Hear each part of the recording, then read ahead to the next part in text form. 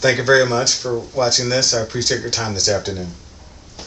Here at Ocean's End, it is our collective belief that effective business relationships can only be built on mutual trust and fair dealing, and that achievement of this goal requires deterring wrongdoing, as well as promoting honesty, integrity, and ethical behavior in the performance of company business.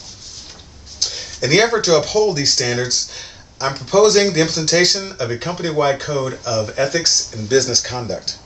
This will stand as both a protection to the company and its staff, as well as an assurance that there is a procedure to address the variety of problems and conflicts that may occur in everyday business. Now, in proposal of implementing a code or document such as this, I pose 3 questions. What will a policy concerning ethics and business conduct do to improve company business in a restaurant environment? Number 2, how will these policies protect Ocean's End and its staff? Number 3, who will implement these policies and monitor their success in the future? Okay.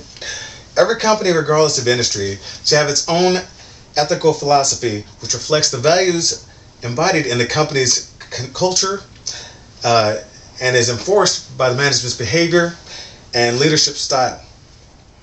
This encompasses literally everything in day-to-day business, from dealing with vendors to guests' enjoyment and complaints, employees, quality control, efficiency, money handling, and the list could go on as far as the things that have to be considered in addressing a company policy such as this. The first company codes date back to the 1960s, but only in the last 20 years has it been good practice to actually develop and adopt one. Regulations stemming from corporate financial scandals placed a growing emphasis on the importance of these codes. So it is always better to consider potential problems before they occur versus waiting for things to happen or addressing problems once they actually do come up in that sort of a way. Now, some consider in terms of developing a document for the staff to consider to be a guideline in terms of working for the company should have a lot of issues considered. I'd say conflict of interest between employees' interests and the company's interests. There might be, let's just say, a gray area that has to be considered. One of these items would have to be, say, relationship with suppliers and vendors. Now, I'd say that companies should work at, say, an arm's length sort of an attitude as far as dealing with suppliers. Say, basically, it's all for business. It should also include, say, things like promotions and gifts and samples that are provided by suppliers. There should be limitations involved in these sorts of items. Say, samples of food and beverage and that sort of thing.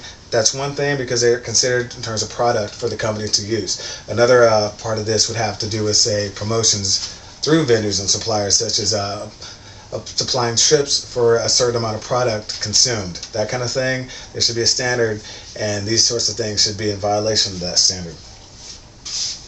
Another issue to be considered would be confidentiality and fair dealing. All employees must maintain the confidentiality of info entrusted to them by the company or suppliers and customers.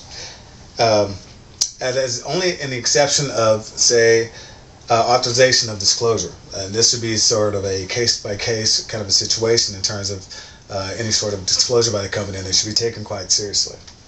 Employees should also respect the rights and deal fairly with employees, customers, business associates, and employees. There should be no situation where someone's getting treated better than another. We treat all employees, staff, and guests and suppliers equally and fairly at all times. Another issue should be considered to be dealing with companies' assets. This should include info regarding employees' obligation to protect the company's assets and the requirements of all to comply with all federal and local and state laws, rules, and regulations applicable to the company.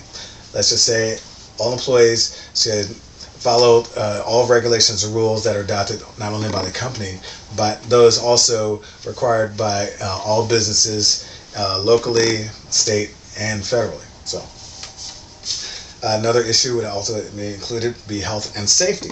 Health and safety rules and practices should be outlined with procedures for reporting accidents, injuries, and trouble with equipment, and maybe any potential problems that may be foreseen.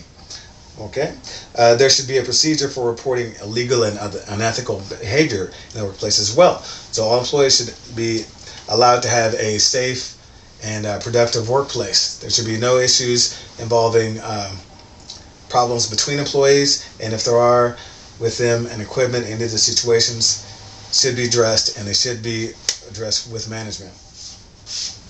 We also have a policy that we should implement dealing with sexual harassment and discrimination.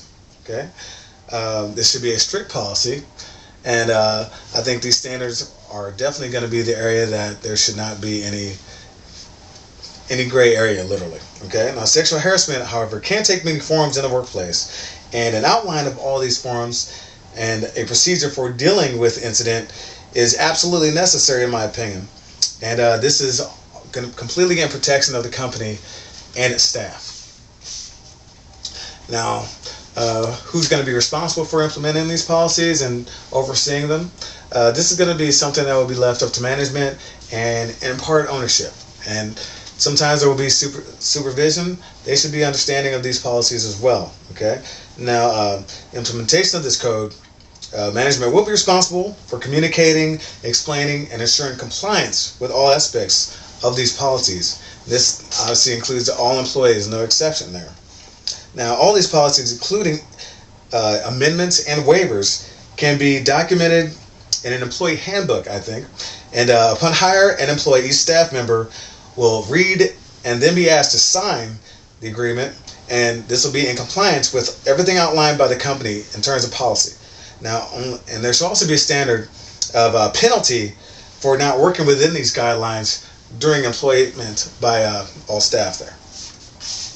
Now, the maintenance of a fair and respectful workplace will reflect positively to the reputation and to the quality of service and employment provided to all those who the company comes in contact with.